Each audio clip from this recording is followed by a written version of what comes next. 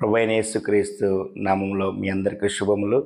ప్రభువైన యేసుక్రీస్తు నామమునకు మహిమ కలుగునుగాక. నేటి దిన ధ్యాన భాగముగా కీర్తనలు 100వ అధ్యాయంలో మనం దేవుణ్ణి స్తుతించుట, ఆరాధించుట అనే శీర్షికతో నేటి వాక్య భాగంలోకి వెళదాము. మొదటిసారిగా తలలు వంచినట్లయితే ప్రార్థించుకుందాం. పరిశుద్ధుడైన తండ్రి, ప్రేమగల దేవ, దయగలిగిన మా ప్రభువా, నేటి దినంలో మేము నిన్ను స్తుతించడానికి, ఆరాధించడానికి మాకు ఇచ్చిన గొప్ప యోగ్యతకై వందనాలు. మమ్మలను మీ కృపగల హస్తాలకి చెప్తున్నాం. కొద్ది సమయం వాక్య ధ్యానం చేయటకు మీ ఆత్మ నింపుదలని గ్రహించండి. ఆత్మ ఆవేశముతో మాట్లాడటకు ఆత్మ స్వతంత్రతని గ్రహించి ప్రభువా, వినువారికి, చూస్తున్న ప్రతి ఒక్కరికి కూడా నేను హృదయపూర్వకంగా స్తుతించి ఆరాధించినట్లు, నీ గురించి తెలుసుకుని వారిని కొనియాడినట్లు సహాయం చేయమని, నీ యొక్క కార్యమును నూతనపరిచి నిన్ను ఆరాధించి నమస్కరించినట్లు మా హృదయాలను తెప్పరిల చేయమని యేసు పవిత్రమైన నామంలో ప్రార్థిస్తున్నాం తండ్రి, ఆమేన్. కీర్తనల గ్రంథం నుంచి 100వ కీర్తన చదువుకుందాం. సమస్త దేశములారా యెహోవాకు ఉత్సాహధ్వని చేడి, సంతోషంతో యెహోవాను సేవించుడి. ఉత్సాహగానము చేయుచు ఆయన సన్నిధికి రండి. యెహోవాయే దేవుడని తెలుసుకొనుడి. ఆయనే మనలను పుట్టించెను, మనము ఆయన వారము, మనము ఆయన ప్రజలము, ఆయన మేపు గొర్రెలము. కృతజ్ఞతార్పణలు చెల్లించుచు ఆయన గుమ్మంలోకి ప్రవేశించుడి. కీర్తనలు పాడుచు ఆయన ఆవరణములలో ప్రవేశించుడి. ఆయనను కీర్తించుడి, ఆయన నామమును ఘనపరచుడి. యెహోవా దయాళుడు, ఆయన కృప నిత్యముండును, ఆయన సత్యము తరతరములను. ఈ కీర్తన భాగంలో కీర్తన సామ్ 100 స్తుతి అర్పణ. మొదటి వచనంలో సమస్త దేశములారా యెహోవాకు ఉత్సాహధ్వని చేయుడి, సంతోషంతో యెహోవాను సేవించుడి. ఈ కీర్తనాకారుడు సమస్త దేశములారా, all nations, come and make a joyful shout to the Lord. ఉత్సాహధ్వని మన దేవుడైనటువంటి యెహోవాకు చేయమని మనకి సూచిస్తున్నాడు. మరలా సంతోషముతో ఆయనను సేవించమని చెప్తున్నాడు. Serve the lord with a joyful heart. ఉత్సాహగానం చేయొచ్చు ఆయన సన్నిధికి రండి. Come with a positive and proactive way. దేవుని యొద్దకు రమ్మంటున్నాడు. ఎందుకు రమ్మంటున్నాడు? ఏం చేయమంటున్నాడు? దేవుణ్ణి ఆరాధించమంటున్నాడు. ఎందుకు చేయమంటున్నాడు? దేవుడని మనం తెలుసుకోవాలి. యెహోవాయే దేవుడని తెలుసుకొనుడి.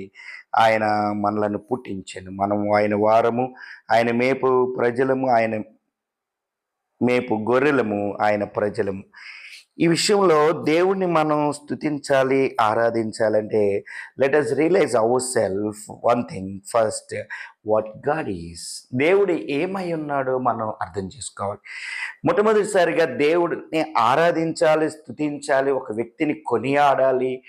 ఈ ప్రపంచంలో ఆ వ్యక్తి మీద గౌరవము, మర్యాద, భక్తి, దానికి మించి సాగిలపడాలి అన్నప్పుడు ఆయనలో ఉన్న గుణగణాలు మనకు అవసరం. The attributions of the God is very very important. దేవునిలో ఉన్నటువంటి గుణగణాలని మనం చాలా ప్రాముఖ్యంగా తెలుసుకోవాల్సిన అవసరం ఉంది. అప్పుడు మనం హృదయపూర్వకంగా మన మనస్సుతోనూ మన ఆత్మ ద్వారా ఆరాధన చేయటకు యోగ్యంగా మనకి కూడా ఉంటుంది. Let us empower ourselves to understand what God is. ఆయన ఏమై ఉన్నాడో దేవుని అర్థం చేసుకోవటం అనేది చాలా చాలా ప్రాముఖ్యమైనది. ఎందుకంటే ఆయన యొద్దకు వచ్చి మనం ఆయన సేవించమంటున్నాడు. ఎలా సేవించాలి? భయముతో, వణుకుతో, ఆయన ప్రభావ మహిమలు ఉన్నాయి కాబట్టి మనం నాశనం అయిపోతామని కాదు. సంతోషముతో యెహోవాను సేవించుడి. Make a joyful shout. ఆయన ఉత్సాహగానం చేయుటకు ఆయన సన్నిధికి రమ్మన్నాడు. Let us enjoy the presence of God and make a joyful and make a shout. ఉత్సాహగానం చేయటం, సింగ్ ఎ సాంగ్స్, ఆయన పాడమంటున్నాడు. మొట్టమొదటిసారిగా మనం తెలుసుకోవాల్సింది ఆ యెహోవాయే దేవుడని తెలుసుకొనుడి. Is our creator. ఆయన మనలను పుట్టించెను, మనము ఆయన వారం. ఆయన మనలను పుట్టించెను కాబట్టి మనం అబ్జర్వ్ చేయటం వలన, మనం ప్రతిదీ పరిశీలన చేయడం ద్వారా ఆయన మనలను పుట్టించాడు, మనలను పుట్టించాడు. కీర్తనల గ్రంథంలో ఆయన చెప్తున్నాడు, దేవుడని తెలుసుకొనడి. Is creator. ఆయనే క్రియేటర్ అని మనకు తెలుస్తుంది. దేవుడు మనలను పుట్టించిన వాడు సృష్టికర్త. మనం ఒకటి సృష్టించినప్పుడు ఆ సృష్టికర్తకే, ఆ సృష్టించిన వస్తువు మీద కానీ, ఆ సృష్టించిన క్రియేచర్ మీద ఖచ్చితమైనటువంటి అధికారం ఉంటుంది. ఆయనకున్న అధికారము చాలా గొప్పదనమాట.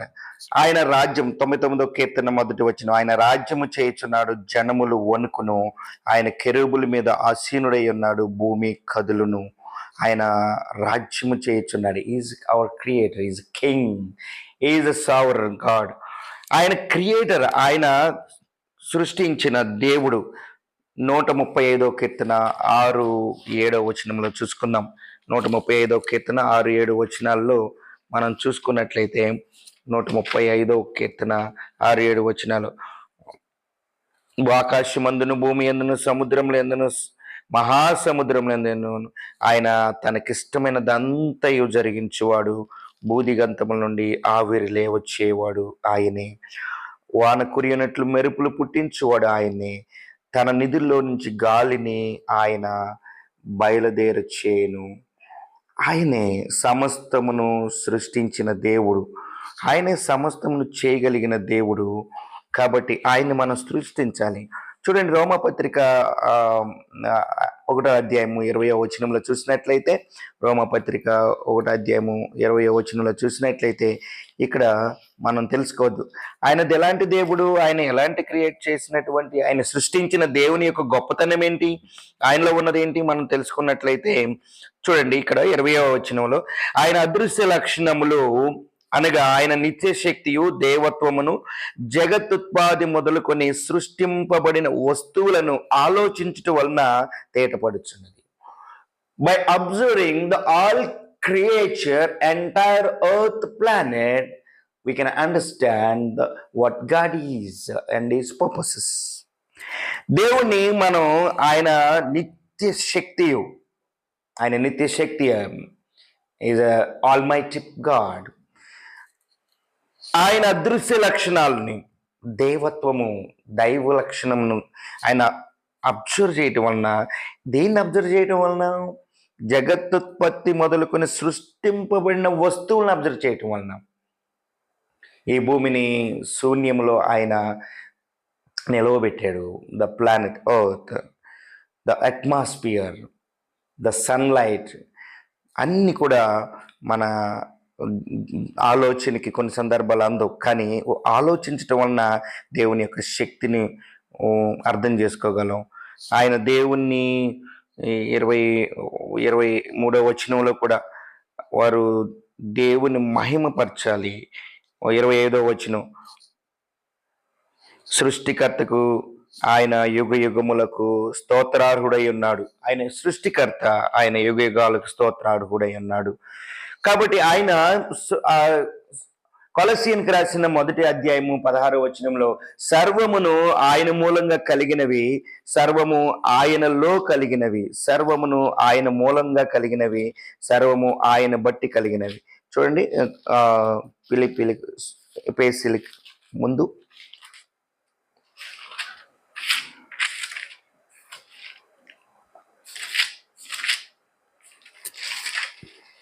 సర్వమును ఆయనలో, సర్వమును ఆయన ద్వారా మనం సృష్టింపబడిన వారమై అర్థం చేసుకోగలం. 3వ వచనం చూద్దాం. ఇక్కడ 3వ వచనంలో ఆయన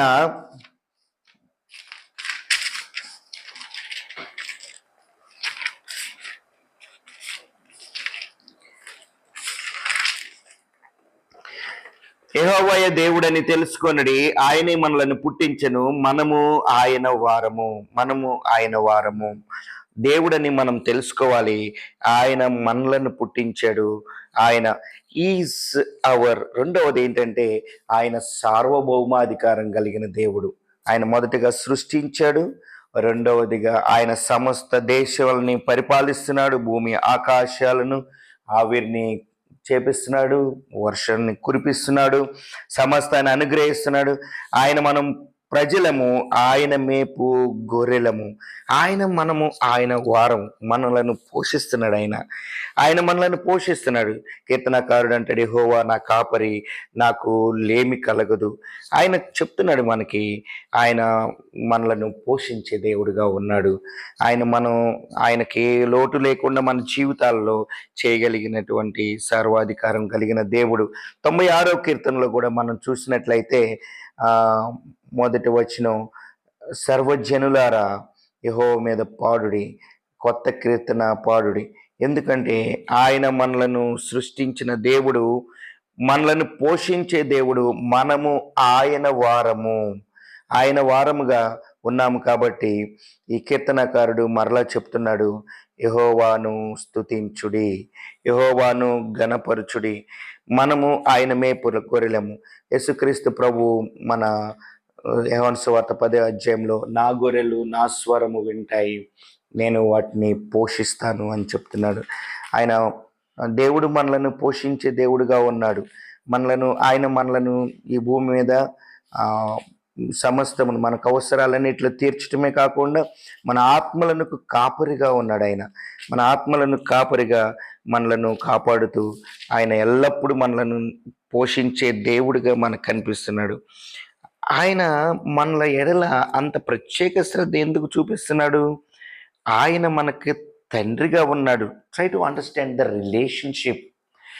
ఆయన దేవుడు మాత్రమే కాదు, ఆయన మనలకు తండ్రి యోగ్యతను మనకు అనుగ్రహించాడు. ఎలా అనుగ్రహించాడు? ఆయన మన యేసుక్రీస్తు ప్రభువును బట్టి మనకి అనుగ్రహించబడిన వాడుగా మనం కనుగొనగలం.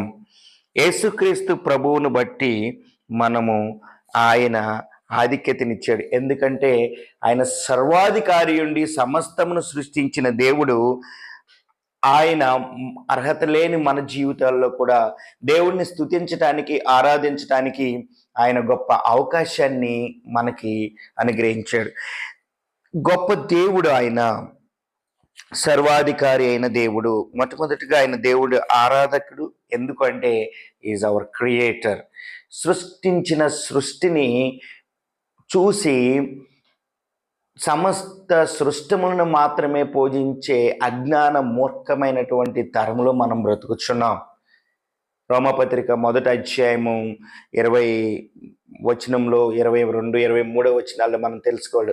వాళ్ళు దేవత్వం తెలిసి కూడా దేవుణ్ణి స్తుతించినటువంటి తరంలో మనం బ్రతుకుచున్నాం. కానీ దేవుణ్ణి దేవునిగా గుర్తించటము చాలా ప్రాముఖ్యం. వాట్ ఈజ్ ఆయన క్రియేటర్, ఆయన సర్వభౌమాధికారం. అబ్రహాము చెప్తాడు, దేవుడే చెప్తాడు, నేను సర్వశక్తి గల దేవుడు, నాకు అసాధ్యమైనది ఏమైనా ఉన్నదా? ఆయనకు అసాధ్యమైనది ఏమీ లేదు. నేను సర్వశక్తిగా, గాడ్ ఈజ్ ఆల్ మైటీ, సార్వభౌమాధికారం కలిగిన దేవుడు అంటే ఏమిటి? ఆయన మనం సృష్టించడం వరకైనా సమస్తం మీద అధికారం కాదు. వెలుపటి నుంచి వచ్చే ప్రతి విధమైనటువంటి అన్నిటి మీద ఆయనకి అధికారం ఉంటుంది. లోపటి నుంచి వచ్చే ఎక్స్టర్నల్ పవర్, ఇంటర్నల్గా no rebellion against God himself. ఎటువంటి తిరుగుబాటు లేనటువంటి అధికారం కలిగినటువంటి వ్యక్తిగా మనం గుర్తించవచ్చు. ఒక భారతదేశానికి ఒక రాష్ట్రపతిని మనం తీసుకున్నట్లయితే ఆయనకి సార్వభౌమాధికారం కలిగి ఉంటుంది. ఎందుకంటే రాష్ట్రపతి is the head of the nation. He has enjoying the exercise the special power of sovereignty.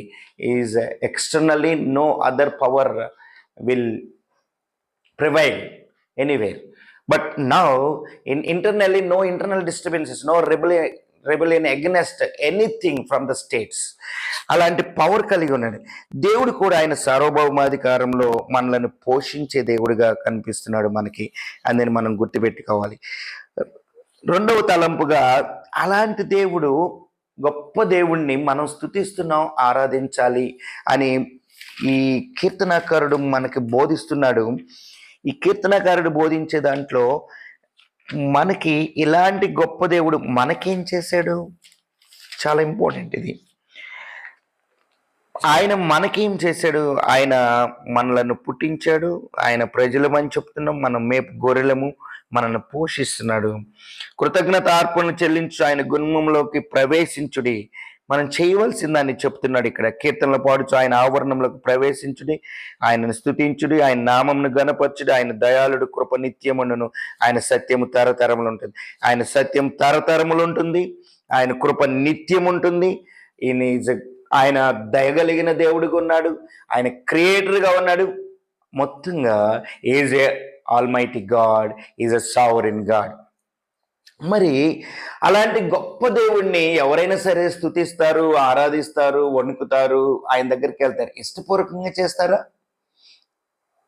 చేస్తారు కొంతమంది, చేయరు కొంతమంది.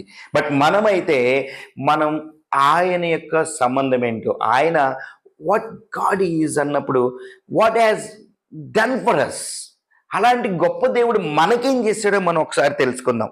ఆయన తెలుసుకున్న రెండు విషయాలు నేను మీతో పంచుకోవాలనుకుంటున్నాను. రెండు విషయాలు మనం తెలుసుకుంటే, ఆయన గొప్ప దేవుడు ఎందుకు మనం ఆయన్ని స్తుతించాలి? రండి, మీరు వచ్చి కృతజ్ఞతార్పణలు చెల్లించుచు గుమ్మంలో ప్రవేశించమంటున్నాడు. ఒక వ్యక్తిగా, ఒక సంఘముగా, ఒక కుటుంబంగా ఆయన సన్నిధికి వచ్చి దేవుణ్ణి స్తుతించమని చెప్తున్నాడు. కీర్తనలు పాడమని చెప్తున్నారు. ఆవరణలో ప్రవేశించమంటున్నాడు. ఆయన నామాన్ని గణపరచమని చెప్తున్నాడు. ఎందుకు చేయాలి మనం ఇవన్నీ? ఎందుకు చేయాలి మనం? ఎందుకంటే ఆయన మనలను నిబంధనతో స్థిరపరిచి ఆయన మనలను చేశాడు. చూద్దాం ఒకసారి. ఆయన ఏం చేశాడు? ఇశ్రాయేల్ దేశంలో ఇశ్రాయేలీలు అయినటువంటి యాకోబుకి 135వ కీర్తనలో ఆయన మొదటి నిబంధననిచ్చాడు. ఆయన కీర్తన 135:5 వచనం, ఆయన యెహోవా తన కొరకు యాకోబుని ఏర్పరచుకొనెను, ఆయన తనకు స్వకీయ ధనముగా ఇశ్రాయేల్ని ఏర్పరచుకొనెను. ప్రభువు గొప్పవాడిని, సమస్త దేవతల కంటే గొప్పవాడని నేను ఎరుగుదును.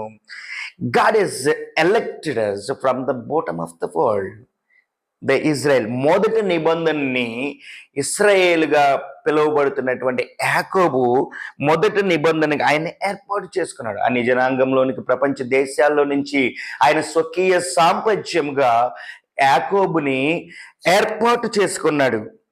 కానీ మరి అంతటితో అయితే మనమంతా అన్ని జనులము, మనకు అలాంటి యోగ్యత లేదు.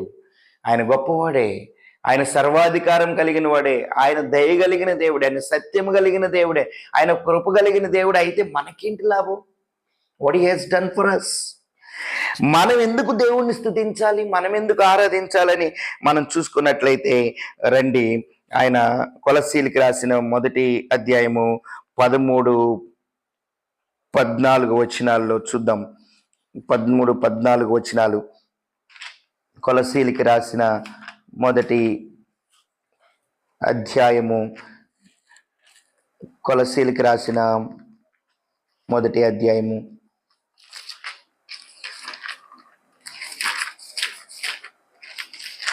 మొదటి అధ్యాయము 13వ వచనం. ఆయన మనలను అంధకార సంబంధమైన అధికారంలో నుండి విడుదల చేసి, దేవుడు ముందు మొదటగా ఆయన మనలను విడుదల చేశాడు. ఎక్కడి నుంచి విడుదల చేశాడు? అంధకార సంబంధమైనటువంటి అధికారంలో నుంచి. God is a sovereign power. దేవుడు సర్వాధికారం కలిగిన దేవుడు. మనము లోకాధికారం కింద లోకాధికారైనటువంటి వాని యొక్క వశంలో ఉన్నాం, సర్వమానవుడు. కాబట్టి వాని యొక్క అంధకార సంబంధమైన అధికారం అది. పగ, ద్వేషం, దుఃఖం, అంతిమంగా మరణంతో పాటు ఈ లోకంలో నిత్యత్వంలో నరకంలో గడపవలసిన, మనం దైవోగ్రతకి పాలవలసిన మానవ జీవితం. అలాంటి ఏర్పాటు లేనటువంటి మానవ జీవితంలో మనలను అంధకారమైనటువంటి అధికారం కింద ఉన్నటువంటి మానవ జీవితం ములుగుతున్నటువంటి మానవుణ్ణి సమస్త దేశములారా యెహోవాను స్తుతించుడంటే భయంతో వణుకుతో స్తుతించే ఆ సర్వాధికారంతో నిండినటువంటి దేవుణ్ణి వెళ్ళలేని పరిస్థితిలో ఉన్న వ్యక్తికి ఆయన ఒక గుడ్ న్యూస్ ప్రకటిస్తున్నాడు. దేవుడు మన ఆరాధకులుగా చేస్తున్నాడు. ఎలాగో తెలుసా? తాను ప్రేమించిన, ఇక్కడ దేవుణ్ణి ఎందుకు స్తుతించాలి అంటే హీ హాజ్ లవ్డ్ us. అంత గొప్ప దేవుడు మనలను ప్రేమించాడు. మొట్టమొదటిసారిగా పాత నిబంధనలో యాకోబుని ఏర్పాటు చేసుకున్నాడు. క్రొత్త నిబంధనలోకి వచ్చేసరికి అర్హత లేని మనలను, అంధకార సంబంధమైన అధికారంలో ఉన్న మనలను, యోగ్యత అర్హత లేని మనలను, అన్యులమైనటువంటి మనలను ఆయన మనలను మొట్టమొదటిసారిగా ప్రేమించెను. దేవుడు లోకమును ఎంతో ప్రేమించింది కాగా తన ద్వితీయ కుమారుని యందు విశ్వాసం ఉంచు వాని నశింపక నిత్య జీవం పొందుటకు ఆయన నిత్య జీవాన్ని అనుగ్రహించాడు. విశ్వసించుట ద్వారా మనం విశ్వాసం ఉంచాము, ఆయన సన్నిధికి వచ్చాము. రండి మనం కృతజ్ఞతాస్తుతులు చెల్లిద్దాం. కీర్తనాకారుడు చెప్తున్నాడు, కృతజ్ఞతార్పణలతో ఆయన సన్నిధికి రండి. ఆయన పోషించే దేవుడని మర్చిపోవద్దని చెప్తూనే ఆయన ఏర్పాట్లోకి ఎలాగ తీసుకొచ్చాడో చూడండి. తాను ప్రేమించిన తన కుమారుని యొక్క రాజ్య నివాసులుగా చేసెను. యేసుక్రీస్తు ప్రభువుని బట్టి, ఆయన మరణ పునరుద్ధానాలను బట్టి, ఆ శిలువలో కార్చిన రక్తాన్ని బట్టి, ఆయన తిరిగి లేచినటువంటి మృత్యుంజయుడైనటువంటి పునరుద్ధాన శక్తిని బట్టి, ఆయన తేజోమయుడైనటువంటి ఆ దేవునికి మనము రాజ్య నివాసులుగా మనల్ని చేసెను. వాడి గ్రేట్ థింగ్. అంతేనా? ఆ కుమారుని యందు మనకు విమోచన, మనకు పాప క్షమాపణ కలిగజేశాడు. మనల్ని కలిగజేయటం అంతవరకైనా క్షమించాడు దేవుడు. మనలను ఆయన సొత్తుగా ఎలా చేసుకున్నాడో చూడండి ఒకసారి. ఆయన మనల్ని ఏం చేస్తున్నాడు? ఇంకా ఆయన పేతురు రాసిన మొదటి పత్రిక 2వ అధ్యాయము 9వ వచనం, అయితే మీరు చీకట్లో నుండి ఆశ్చర్యకరమైన తన వెలుగులోనికి మిమ్మల్ని పిలిచిన వాని గుణాతిశయాల్ని ప్రచురం చేయ నిమిత్తము ఏర్పరచబడిన వంశము, రాజులైన యాజక సమూహము, పరిశుద్ధ జనమును, దేవుడు సొత్తైన ప్రజలుగా అయి ఉన్నారు. చీకట్లో ఉన్న ఒకప్పుడు వెలుగు సంబంధులు కానటువంటి, అర్హత లేనటువంటి, స్వాస్యాన్ని పొందలేని మన జీవితాలలో ఆయన ఒక పర్పస్ ఉంది. ఎందుకో తెలుసు? దేవుణ్ణి ఎందుకు స్తుతించాలో తెలుసా? మనల్ని విమోచించటమే కాదు, రాజ్య నివాసులుగా చేయటం వరకే మాత్రమే కాదు, ఆయన ఈ భూలోకంలోను పరలోకంలోను ఆయన ఆశ్చర్యకాలంలో అయినటువంటి వెలుగులోనికి నీవు రావాలి అనేది ఆయన ఉద్దేశము. వెలుగులోనికి వచ్చినటువంటి మనము ఎలా ఉండాలంటే ఆయన గుణాతిశయాలను ప్రచురం చేయాలి. ఆయన గుణాతిశయాలను ప్రచురం చేయాలంటే మేక్ ఎ జాయ్ఫుల్ షౌట్. ఆయన నన్ను ఆరాధికునిగా కీర్తనలతోనూ సంగీతములతోనూ ఎల్లప్పుడూ ఆయన స్తుతించాలి, ఆరాధించాలి. రండి ఆయన ఎదుట సాగిలపడాలి, ఆయనను ఘనపరచాలి, సితారతోనూ ఆయన వింపుగా వాయించుడి అని చెప్పాడు. ఆయన ఎదుకు వచ్చి రండి నమస్కారం చేసి ఆయన్ని మొక్కుదము. నీ హృదయంతరంగాల్లో నుంచి ఆయన ఇచ్చినటువంటి గొప్ప ఆధిక్యత, ఆయన మనలను ఏర్పాటు చేసుకున్న వంశముగా చేశాడు. అనాది కాలంలో మొదటి నిబంధనలో యాకోబుని ఏర్పాటు చేసుకున్నటువంటి దేవుడు స్వాస్యముగా వారికి ఇవ్వబడింది. అర్హత లేని మనకు, అన్యులంగా ఉన్న మనకి యేసుక్రీస్తుని బట్టి, ఆయన చేసిన గొప్ప త్యాగాన్ని బట్టి, ఆయన దేవుడు ప్రేమించినటువంటి ప్రేమను బట్టి, ఇవన్నీ 2వ నిబంధనలో దేవుడు ఆయన ఉద్దేశపూర్వకంగా ఏర్పాటు చేసుకున్నాడు. మనం అయోగ్యులమైనప్పటికీ ఆయన ఎంత గొప్ప ధన్యత. అలాంటి దేవునికి ఆయన నిబంధన ఎలా ఉందంటే, ఆయన నిబంధన తరతరములు యుగ యుగములు ఉన్నది. చూడండి కీర్తనల గ్రంథంలో ఆయన ఏం చెప్తున్నాడు ఇక్కడ. ఇంకోటి కీర్తనల గ్రంథంలోనే ఇక్కడ నేను ముగిస్తున్నాను. 20 సమస్త దేశములారని మొదటి చెప్తూనే ఆయన 5వ వచనం, కృతజ్ఞతార్పణలు చెల్లించు ఆయన గుమ్మలో కీర్తనలు పాడుచు ఆయన ఆవరణలోకి రండి. ఆయన స్తుతించాలి. మనం ఎందుకు స్తుతించాలి? ఎలా స్తుతించాలి? ఆయన మనల్ని ప్రేమించాడు, మనల్ని విమోచించాడు. క్రొత్త నిబంధనలో, రెండవ నిబంధనలో మనల్ని ఏర్పాటులోకి తీసుకొచ్చాడు. రాజులైనటువంటి యాజక సమూహంగా చేశాడు. You are the royal priest, you are the king. ఒక లార్డ్షిప్ కింద ఆయన అధికారంకి, ఆయన సర్వాది, is a king of Kings.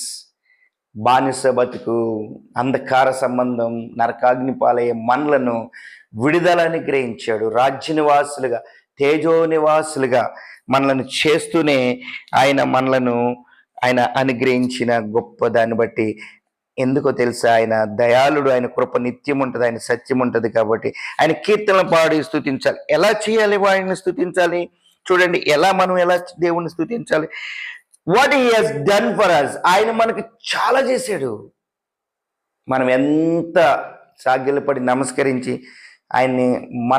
ఆయన చేసిన కార్యాన్ని చూసినట్లయితే, నిత్య నరకాన్ని తప్పించి నిత్యత్వంలో నిత్యం ఉన్నట్లు రాజ్య నివాసులుగా చేసినటువంటి ఈ మర్మాన్ని మనం అర్థం చేసుకుంటే, I cannot keep quiet without worshipping him, personally adore him. His Almighty God, His truth is forever. His grace is forever. ఆయన సత్యము నిత్యం ఉంటుంది. చూడండి, కీర్తనలకు రాసిన గ్రంథం 103 అధ్యాయము 17 వచనం. ఆయన నిబంధన గాయకొనుచు ఆయన కట్టడలను అనుసరించిన వారందరి మీద, యెహోవా యందు భయభక్తులు కలవారి మీద ఆయన కృప యుగ యుగములు నిల్చును. వారి నీతి పిల్ల తరం వరకు నిల్చును. ఆకాశమందు తన సింహాసనాన్ని స్థిరపరచుకుని ఆయన అన్నిటి మీద రాజ్య పరిపాలన చేస్తున్నాడు. ఆయన రాజ్య పరిపాలన చేస్తూ ఆయన నిబంధన గైకొంచున్నటువంటి, ఆయన కట్టడలను అనుసరించిన వారి మీద, ఆయన యందు భయభక్తులు గల వారి మీద ఆయన కృప యుగ యుగములు చూపిస్తున్నాడు. What a wonderful, we are blessed people. అర్హత లేని మన జీవితాలలో అంతగా మనం పొందుకుంటానికి అర్హత లేనప్పటికీ ఆయన తన కృపను మన జీవితాలలో, మన వ్యక్తిగత జీవితాల్లో, మన కుటుంబ సమాజ జీవితాల్లో ఆయన నీతిని, ఆయన కృపను వారు పిల్ల తరములకు నిలిచినట్లుగా ఆయన మనలను ఆయన యొక్క కృపగల హస్తాలలో మనకి అనుగ్రహిస్తున్నాడు. ఎంత గొప్ప ధన్యులము. ఎలా ఆరాధించాలి మనం? కృతజ్ఞత హృదయముతో, కృతజ్ఞత కలిగి give thanks to the lord. ఆయన సన్నిధికి వచ్చు.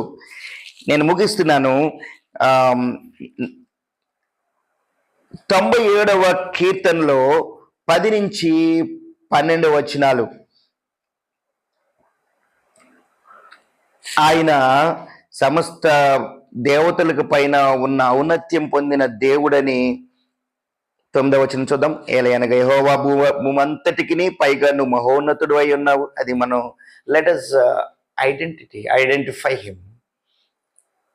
Let us enlighten our minds and spirits in order to worship as God deserves.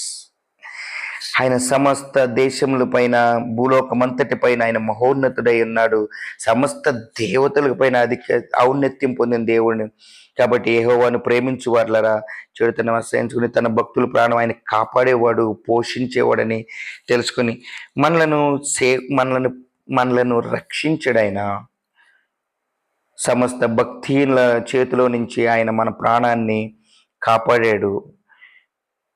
ఆయన నీతిమంతుల కొరకు నీతిమంతులుగా మనల్ని తీర్చాడు. సమస్త దుర్నీతి నుంచి, దుష్టత్వం నుంచి, సాతాను నుంచి, సమస్తమైనటువంటి అంధకారం నుంచి విడిపించి మనలను నీతిమంతులుగా తీర్చి ఆయన్ని మనం స్తుతించే ఆరాధికులుగా ఆయనే చేశాడు. మనము ఆయన్ని ప్రేమించాలి. మొదట విశ్వసించాము, దేవుని బిడ్డలుగా సొత్తుగా మారాము. నేను ఆయన్ని ప్రేమించాలి. ఆయన ప్రేమించటం ద్వారా దేవుణ్ణి మనం ఆరాధికులుగా చేయగలం. అందుకని మనల్ని ఏం చేశాడు ఆయన? ఇంకేం చేశాడు? యథార్థ హృదయులకు ఆనందము విత్తబడినది, నీతిమంతులారా యెహోవాకు యందు సంతోషించుడి. మనల్ని మేక్ అ జాయ్ఫుల్, సంతోష హృదయంతో ఉండగలిగేటట్లుగా దేవుడు మనలను ఆయన చేశాడు. ఆనందం విత్తబడి ఉందంటున్నాడు. ఆయన యథార్థవంతుల హృదయాల కొరకు ఆయన ఆయన మనని ఎలా ఆరాధించాలో యథార్థ హృదయాలుగా ఆనందం విత్తబడి ఉంది. మన హృదయాంతరంగాల్లో నుంచి ఆనందంతో సంతోషంతో దేవుని స్తుతించినట్లుగా ఆయన మనల్ని చేశాడు. కాబట్టి మనల్ని ఆయన make joyful heart with thankful heart. దేవుని ఆయన పరిశుద్ధ నామమును బట్టి ఆయన కృతజ్ఞతాస్తుతులు చెల్లించుడి. 12వ వచనంలో పరిశుద్ధ నామమును కృతజ్ఞతాస్తుతులు చెల్లించుడి. 99వ కీర్తన 5వ వచనం, మన దేవుడైన యెహోవా నామమును ఘనపరచుడి, ఆయన పాదపీఠం ఎదుట సాగిలపడుడి. ఆయన ఎదుట ఘనపరచాలి, ఆయన్ని సేవించాలి, మనం ఆయన్ని స్తుతించాలి, ఆయన్ని ఆరాధించాలి. ఆయన్ని సేవించటంలో ఆయన యొద్దకు వచ్చి ఆయన్ని ఘనపరచాలి. మనం యెహోవాని ఆయన పాదపీఠం ఎదుట సాగిలపడాలి. దేవుడు మనకిచ్చిన గొప్ప ఆధిక్యతని, ఆయన పోషించే దేవుడుగా ఉన్నాడు. ఆయన గొప్పతనాలు తెలుసుకున్న మనం, ఆయన మనల్ని ప్రేమించాడు, ఆయన రాజ్య నివాసులుగా ఉంచాడు. మూడవది, క్రొత్త నిబంధనలో మనల్ని ఏర్పాటు చేసుకుని ఆయన గొప్ప ఆధిక్యతలను గ్రహిస్తున్నాడు. 4వదిగా, ఆయన కృప తరతరములకు నిబంధనను స్థిరపరుస్తున్నాడు. మనలను దేవుని స్తుతించేటట్టుగా మనం చేస్తున్నాడు. చివరికి ఈ మాట చదువుకుని ముగించుకుందాం. కొలసీలకు రాసిన పత్రిక 1వ అధ్యాయము 12వ వచనంలో ఉంటుంది. మనం చూసుకుందాం ఒకసారి. అన్ని విషయములో ప్రభువును సంతోషపెట్టినట్లు ఆయనకు తగినట్లుగా నడుచుకొనవలనని ఆయన మనకు అనుగ్రహించిన ఆనందంతో కూడిన పూర్ణమైన ఓర్పును, దీర్ఘశాంతం కనపరచును, మహిమను సంపూర్ణమైన బలంతో బలపరచును, తేజో నివాసులైన పరిశుద్ధ స్వాస్యముల పాలువారులవుటకు, పరిశుద్ధుల స్వాస్యముల పాలువారమవుటకు మనం పాత్రులుగా చేసిన తండ్రికి కృతజ్ఞతాస్తుతులు చెల్లింపవలనని బతిమలాడుచున్నాడు. అపోస్తలుడైన పౌలు కొలస్సీ సంఘానికి రాస్తూ, ఈ ఈ ఈ భూమి మీద మనం బ్రతికినంత కాలం మాత్రమే కాకుండా రాబో దినాల్లో కూడా పరలోక రాజ్యంలో కూడా ఒక బ్లెస్డ్ అష్యూరెన్స్ మనకి ఇస్తున్నాడు. ఈ తలంపుని మనం తీసుకుని దేవుణ్ణి ఆరాధించాలి. ఎలా అంటే ఆయన ఒక బ్లెస్డ్ అష్యూరెన్స్, బ్లెస్డ్ హోప్.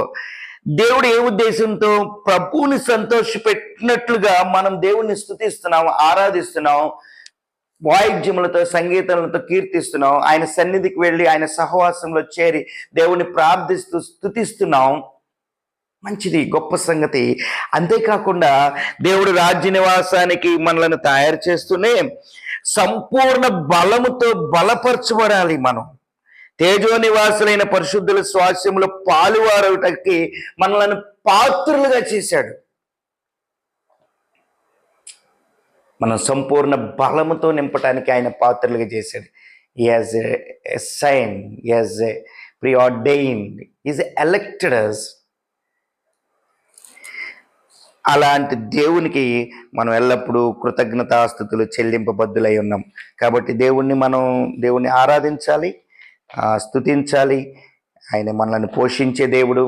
కాబట్టి మనలను ఘనపరిచి ప్రేమించిన దేవుణ్ణి మనం హృదయపూర్వకంగా ఘనపరచాలి.